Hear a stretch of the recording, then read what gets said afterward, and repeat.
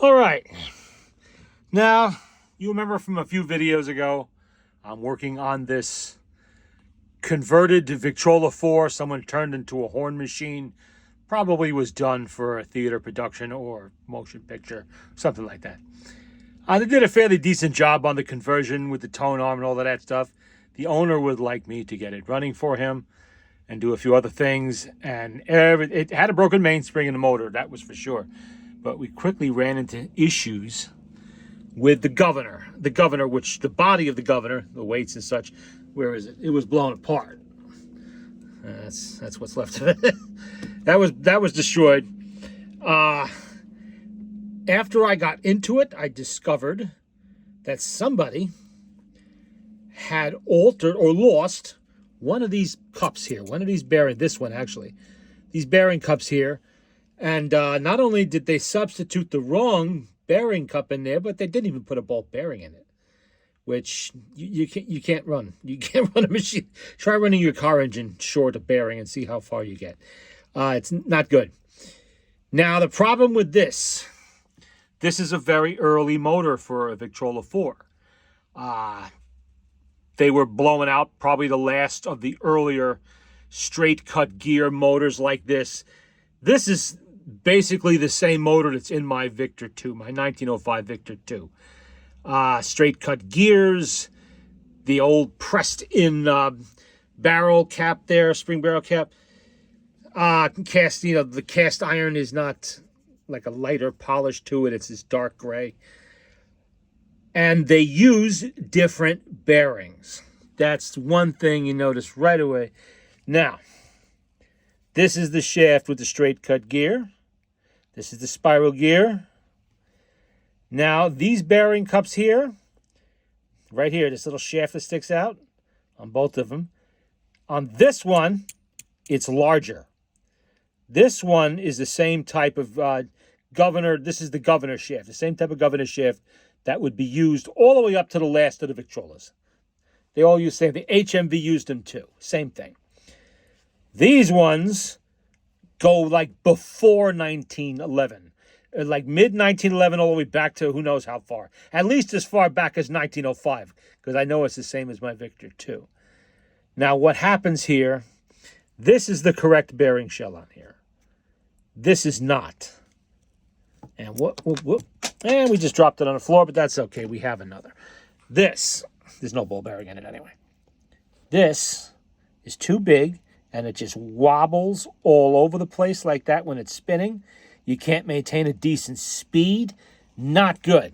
You're wearing the shaft. That is no way to go. This fits perfect on this shaft, not on this one.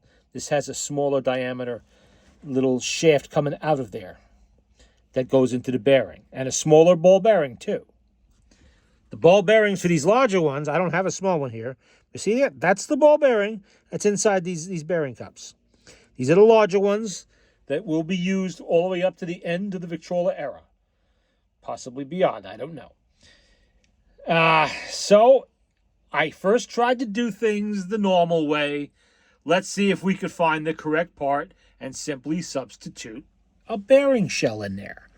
The correct one, get rid of the wrong one, put the right one in, and everything's fine. I had no problem finding this. The body with the weights, that I had plenty of. They didn't change that. So one thing about dealing with Victor, they kept things the same they didn't change something unless it was to make the motor more efficient, streamlined production. But something like these bearing shells, the diameter on the outside stays exactly the same. For 30 some odd years, it stays exactly the same.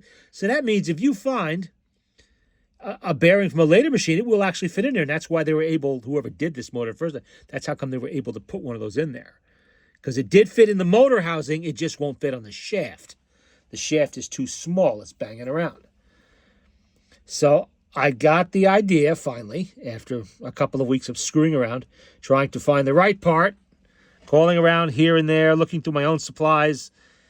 Let's face it, these motors are really, really old. There's not a lot of them around, and when people have them, they tend to want to keep them together because they're used in horn machines that are very expensive, and they may need them. I understand that. What I did was, now see the lower part down here, not on this one, But you see that groove? That groove takes the screw, the set screw. And as you can see here, the set screw is, well, there's a set screw up there. The upper bearing shell here, right next to the brass disc, that's always going to be smooth all the way. Down here, it's going to have a groove. So that set screw kind of locks it in place. This end is not adjustable. This end is adjustable. You adjust from up here. Okay. What I have done now is I have taken a governor assembly now with everything and a brass gear out of a mid-teens Victrola motor. They're all the same. And I have substituted the straight cut gear for the spiral gear on both. You see, this is the original. It's what was in there. This is what I replaced it with. I don't have a brass gear except the one there, but that's what I replaced it with. To make that work, now the diameter of the shaft here is exactly the same as the later motor. Exactly. It fit on there perfectly. The hole in the motor frame is exactly the same. Be it 1905, 1950, 1925, all the same little hole down there is exactly the same. What I had to do was find two long upper bearing shells like this one right here. Put one down here, adjust it all the way up here so that the gear on the governor rides roughly in the middle, right there, of that gear there. And then I use this as a lock screw now to hold it in place. That's not going anywhere. It's tightened down. It's going to be there for 1,000 years. Same with this.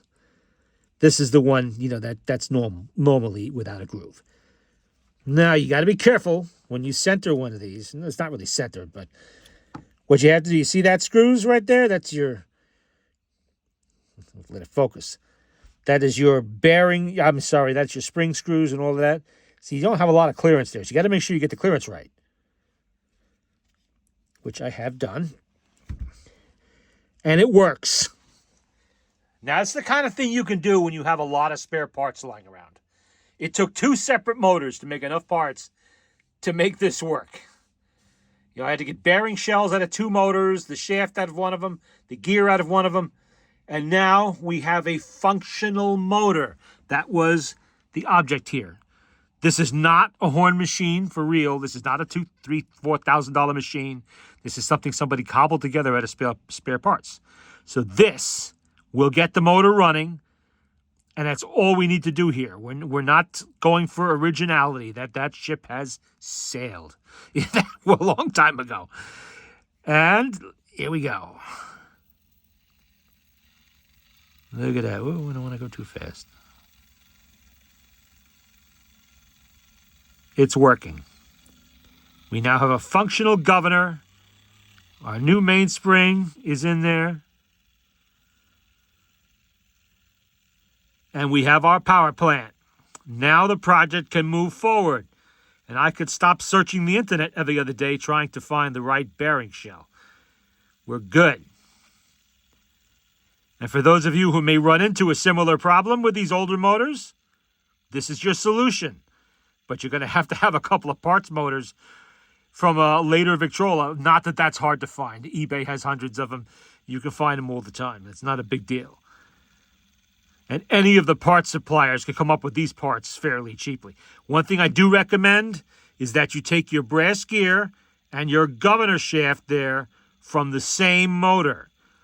They're worn in together. It's going to be less noisy or less potential for noise there. You hear it sounds real nice. So you don't want to mix parts there if you can help it. They've been together for 100 years spinning. You want to keep them together.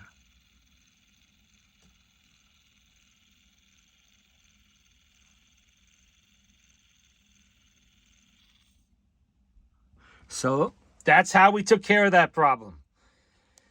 Now these bearing shells, there is some variation in them over the years. Sometimes they're a little shorter, sometimes a little longer. The last variation of them is the longest. And that's what I'm using in there. That's what got this done. And it is for this machine. Now the next thing I need to do for this is what they did on this is they simply took, let me get up here, the doors, and they put them, you see how the glue on? They took the hinges off them, and they just glued them on like that with a corner piece, one of those, down here to hide the edge.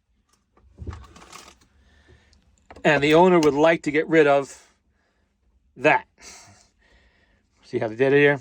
And for some odd reason, they used caulking as a filler. I don't know why. That's going to be fun getting that off. But all of this, you can see how they glued it down. They just glued it right straight to the front. The glue wasn't very good, or maybe it's just really old, and it fell off. I have to find a piece of wood that's approximately that thick, big enough to cover the whole front.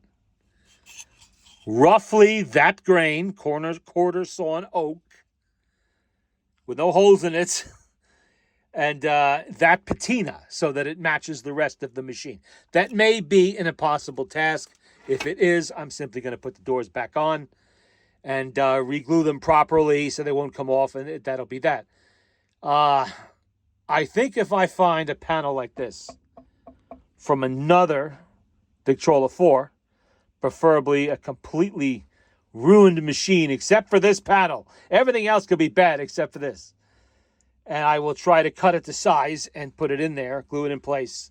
And that would, as long as the patina is still good, the original finish is still on it, that will at least alleviate the problem of the unsightly seam there.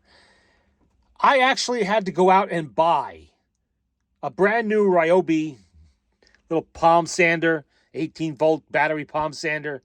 I had the batteries already because of my other tools are Ryobi also, but some of them anyway. I did not own a sander because I don't really do cabinet work. I do mechanical work. I do wood cleaning, a little veneer repair, some gluing some joints, that kind of thing I do. I don't usually get into cutting and sanding and refinishing, anything like that. I'm not set up for it. I don't have room for it. I don't have all the equipment for it. But I looked around, it occurred to me, how am I going to sand this crap off? I don't even have a sander. I don't even have a sanding block, a piece of sandpaper even, except for some emery cloth I use for cleaning ignition points in engines. So I had to go buy a little, and I haven't used it yet. It's still brand new in the box. I didn't use it to get all this off of there because this has to be smooth to take the new glue. It has to be smooth all the way. All that crap has to be scraped off. All of this has to be cleaned up.